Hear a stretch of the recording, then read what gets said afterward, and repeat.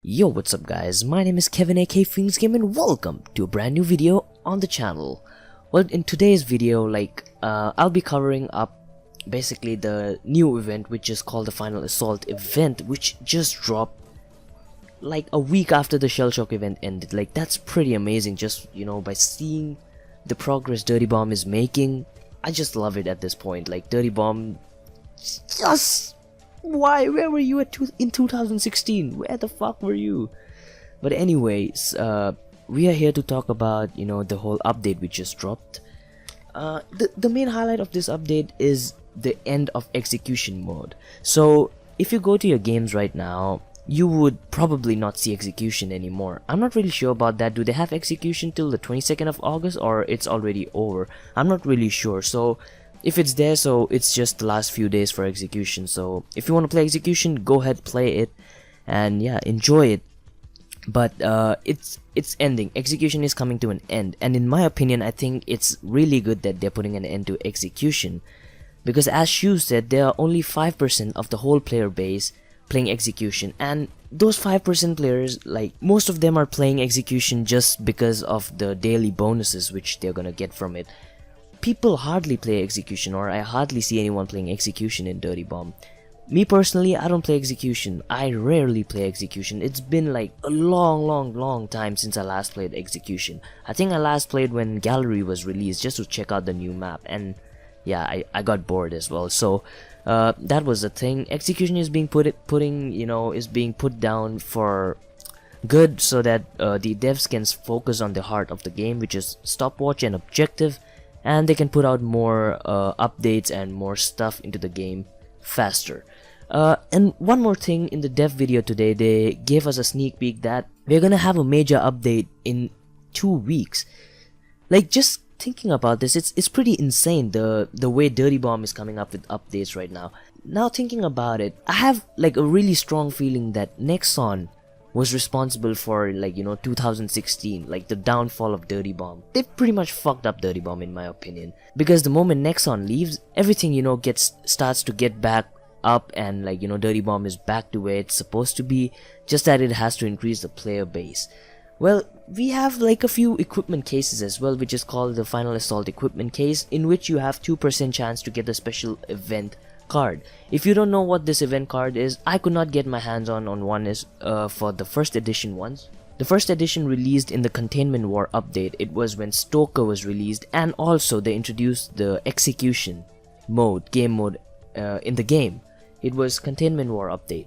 It has been a long time, and well, now as they're putting an end to execution, they are just giving us a tribute with the Gen 2 loadout cards for the Containment War skins. Like, they're the exact same skins. They look pretty decent.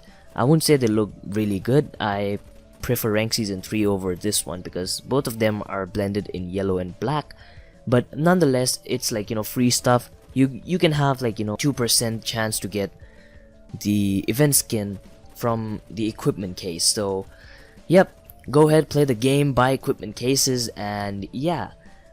The next part I would like to focus upon is the Phantom. I'm not a huge fan of Phantom. Like, I don't really play Phantom. I might be triggering all of you Phantom mains out there, but I don't really play Phantom. The other Obsidians which came out this year, I bought all of them already, but I'm not gonna buy Phantom. I'm not gonna buy the Phantom Obsidians because in my opinion, it's pretty useless for me. I don't know about you, but it's pretty useless for me. I don't use Phantom. I have, like, I think the least amount of time played with Phantom after Red Eye, of course. I don't use Red Eye as well. So yeah, they have 3 loadout cards for Phantom basically, and I'd say the Krotzny one is like the best one. I think it's a CR56 if I'm not wrong, or is it the CR54? It's a Krotzny loadout. I'm not really sure which loadout it is, but it has the Deagle, Krotzny, and the Katana. I don't remember the name, but in my opinion, that's the best one. And if you are considering to get a Phantom loadout, I would recommend to get just 1 out of 3, because you might not even end up using all 3. So yeah, that's my opinion, but the rest is up to you guys. Coming ahead, we had a sneak peek last week in the devs video about the daily play bonuses. Well, the daily play bonuses is like, if you've played Paladins, you log in the first day, you get a reward. You log in the second consecutive day, you get a better reward. And you log into third day, consecutive third day, you get even a much better reward. It's the same thing with what is happening with Dirty Bomb. For the entire week, you can log in and you can get rewards. You get rewards nonetheless. The day you log in, you're gonna get a reward, but it's better if you keep it consistent so that you can get to the best reward possible, which is 7 days in a row. So I'm gonna be logging in and playing Dirty Bomb for the next week just to see what all is there in those cases. I'm pretty sure it's gonna be worth it because Dirty Bomb has been putting out a lot of great stuff recently, so I believe in them. I have great hopes for them. Well, if you have already seen my last video, it's pretty obvious. You have seen that the Proxy Cyber Eye case has been unlocked, and I'm not gonna go a lot into it. If you've bought the case, you can go ahead, open your case. It's just a normal skin, like a special skin for the event. But the next big thing, which is really important for me because I own a potato PC, alright? I don't have a great PC. They have this new feature called the dynamic resolution. For example, if you keep the dynamic resolution to 30 frames per second, the game is gonna adjust the graphic quality good enough so that your game is always above 30 frames per second. And if you put it at 60 frames per second, it's gonna adjust the graphics of your computer or of your game so that your game runs at 60 frames per second or more.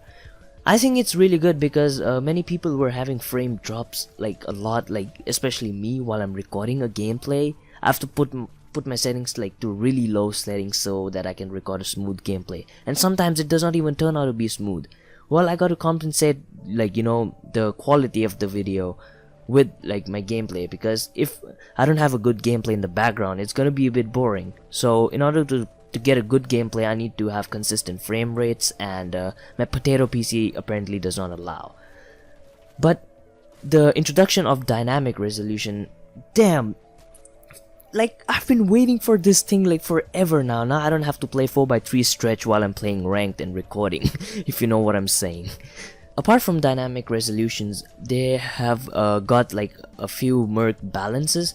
I would not want to go into much detail for every merc what they balanced, but I would like to take a look at Aura, Thunder, and Phoenix. Do you guys remember when an Aura has her healing station down and she just stands on it and like she's pretty much a tank? From the weakest merc in the game, she becomes a tank. Like it's so hard to take Aura down when she has a healing station. Well, that is no more possible because they have reduced the base healing rate from 31 HP per second to 26 HP per second, and the self-healing rate, which is for Aura itself, from 28 HP per second to 24 HP per second. I've played a few games already after the update, and the change is, you can notice the change from what happened to Aura's healing station. So it's a nerf on Aura. I think it's pretty good because Aura was always the OP merc out there. Like Rhino plus Aura was just a disaster. So this is gonna help those phantoms a lot who sometimes struggle while tackling or while confronting Rhino on an Aura station. So yeah, this is something really good. Another thing what would be really good for all those Phoenix mains is that they've reduced the self-revive cooldown to 25 seconds.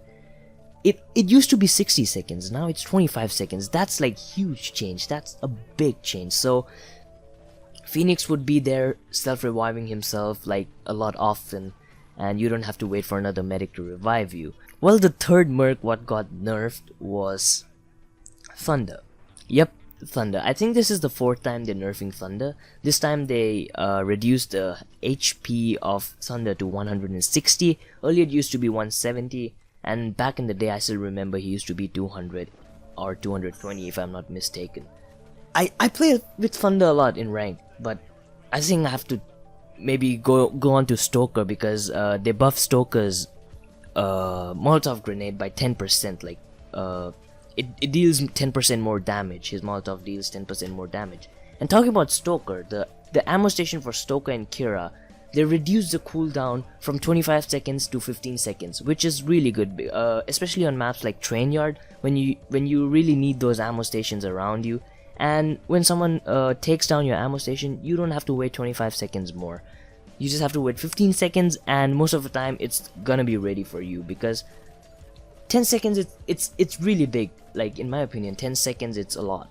So that's pretty good. And they have some bug fixes, like, which in ranked, I played rank a lot with my friends, so they have like rank fixes which you join a game and then it says that you could not join a game, something like that, when you accept the match. But yeah, it's just a little bit of changes out there. I would leave the link to the forums down in the description below if you want to check the entire detail. Yep, that was it for today's update, this whole huge update after the Shell Shock event. Thank goodness Execution is going out. We don't have to focus on those missions anymore, but I feel bad for those players who love playing Execution. So yep, I'm sorry, we cannot do anything about it. We gotta focus more on the rank scene, the casual matchmaking scene, and of course the objective scene of the game. Well, in my opinion, Dirty Bomb has been doing like a relatively really good job for like, you know, the past 4 or 5 months already, and I really like the progress they have been, you know, making for this game. It's really good. It's increasing their player base, and soon enough the community is gonna be like, I can visualize it right now, the community is gonna be like fucking, like, I don't know what to say. Like, the community is gonna be like pretty insane, I can already tell, because this game is really good. And if they keep on, you know, keeping up the pace of the events they're releasing, it's just gonna keep their players with their game, and it's gonna invite even more new players. So yeah, that is it for today's video. This is my second upload. Like, I have never done this before on my channel. This is the first time I'm doing like 2 videos in one day. So make sure to leave a like down below for that reason, because I'm uploading 2 videos, and also leave a like if you like the video, duh. And also subscribe if you're new to my channel. I post a lot of Dirty Bomb content, and I'll keep you guys up to date with any further news Dirty Bomb has for us. Damn, why the fuck did I have those pauses? But yeah, nonetheless, thank you so much for watching, and I appreciate it if you watched till the end of the video. Let me know in the comment section down below if you watched till the end, and yep, thank you so much for watching. I'll talk to you guys in the next one.